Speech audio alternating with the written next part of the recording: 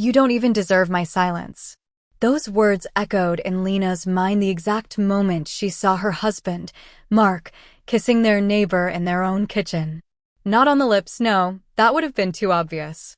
He kissed her forehead, as if comforting her, as if she were some fragile porcelain doll rather than the woman who'd been regularly dropping by under the pretense of borrowing sugar or chatting about gardening. Lina stood frozen behind the pantry door, clutching a bag of frozen vegetables she'd meant to portion into containers. Her heart pounded so loudly she feared it might burst from her chest and clatter onto the kitchen tiles. She made no sound. Didn't scream, didn't drop the bag, didn't storm out with accusations.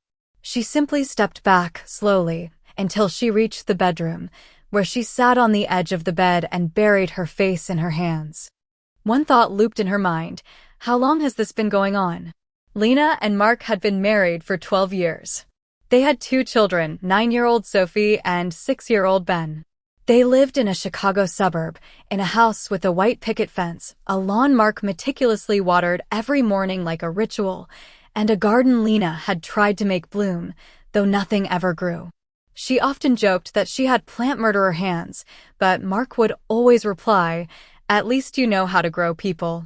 It was his favorite phrase, warm, sincere. Now it all felt like mockery. Lina didn't cry. Not right away.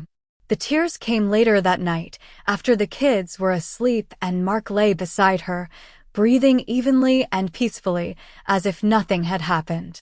She stared at his silhouette in the dim light and thought, he doesn't even know I saw it. Or maybe he did. Maybe he wanted her to see, so she'd leave quietly, without drama, without messy legal battles. But Lina wasn't planning to leave. She was planning revenge. Revenge isn't taught in school. It isn't discussed over family dinners. It isn't shown in commercials. Yet it lives in all of us, quiet, coiled, like poison in a vein. Especially when you're betrayed by those you trusted most. Lina wasn't cruel. She'd never lied, cheated, or strayed. She believed in honesty, hard work, and the sanctity of family. But now that sanctity had been defiled. And if something sacred could be tainted, why couldn't she strike back? First, she began to watch. Secretly. Carefully. She installed a location tracking app on his phone under the guise of better coordinating the kids' schedules. Mark didn't object. He trusted her, or at least thought he did. Next, she checked his email. She knew the password, their wedding date. He hadn't changed it in 12 years. Inside, she found messages to their neighbor, Claire. Nothing explicit, just veiled phrases. "Thanks for helping with the garden. You're so kind. I feel so at ease with you." But Lina recognized that language. It was the dialect of people who feared being caught but couldn't stop themselves.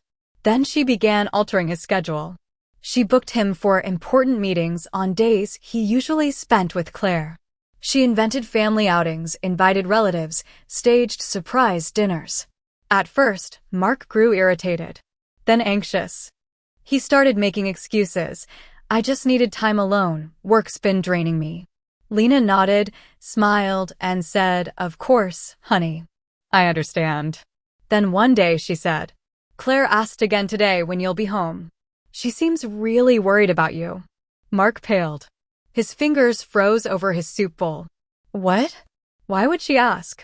"Well, you help her with the garden so often. She says her roses will die without you." He didn't know how to respond. Lina saw fear flicker in his eyes. He understood. She knew. But she didn't say it outright. Not yet. Revenge demands patience, like baking bread, like tending a garden. You can't just turn on the oven and expect a loaf in 5 minutes. You must knead the dough, let it rise, monitor the heat, stay focused. Otherwise, it all collapses. Lina decided her revenge would be perfect, not crude, not loud, leaving no trace. She didn't want divorce. She didn't want scandal. She wanted Mark to feel what she'd felt, the chill of betrayal, the void where trust once lived, the horror of realizing everything you believed in was a lie. She started small. Every morning, she made him breakfast, scrambled eggs and toast, just how he liked it. But now she added a little extra salt, not enough for him to notice immediately, but enough that over time, his throat began to ache. He complained of a strange tickle, visited the doctor, but tests showed nothing. She stopped using fabric softener on his shirts. Just regular detergent. Within weeks, he started itching. Thought it was an allergy. Bought expensive pills. They didn't help. She removed all his dark socks from the drawer. Left only white ones. He couldn't figure out where the black ones went. Started running late for work, wasting time searching.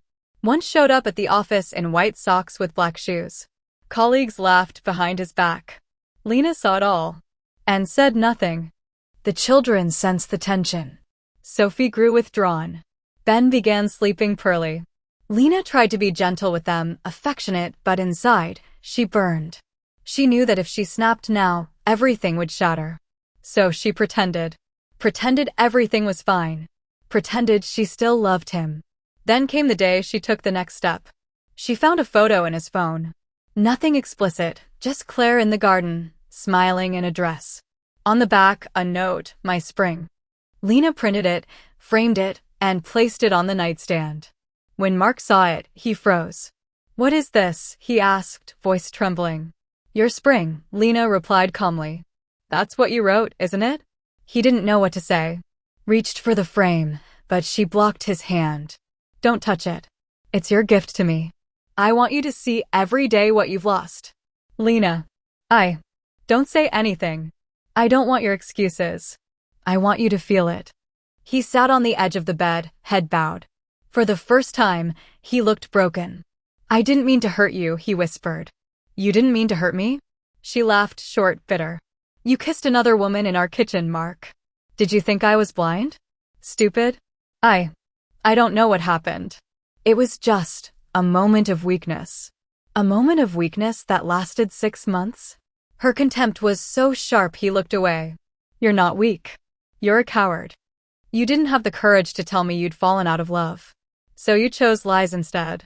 He fell silent. A week later, Lina invited Claire over for tea. The neighbor arrived flustered, clearly unprepared for this turn.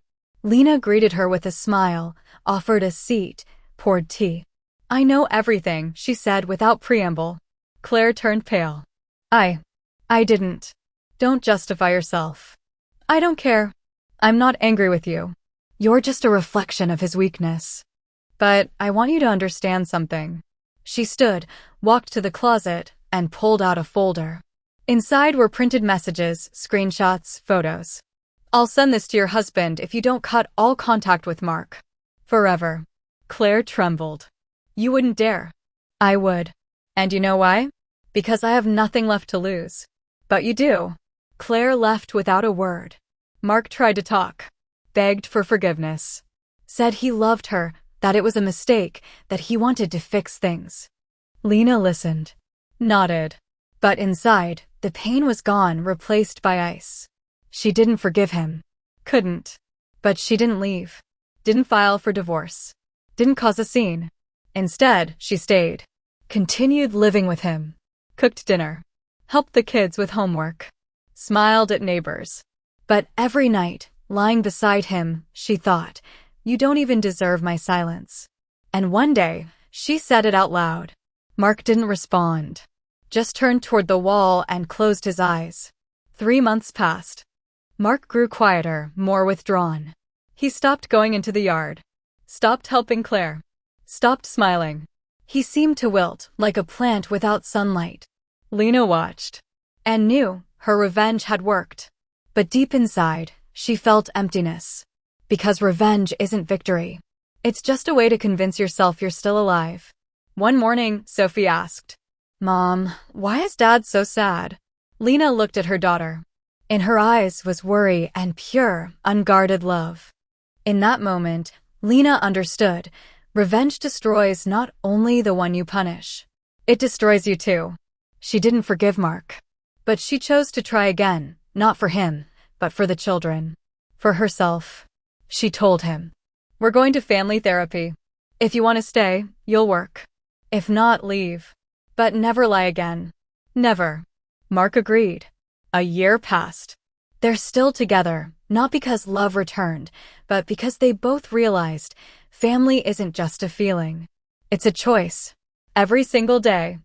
Lina no longer seeks revenge. but she'll never forget. Because revenge isn't an ending. It's a lesson. And sometimes the only way to survive.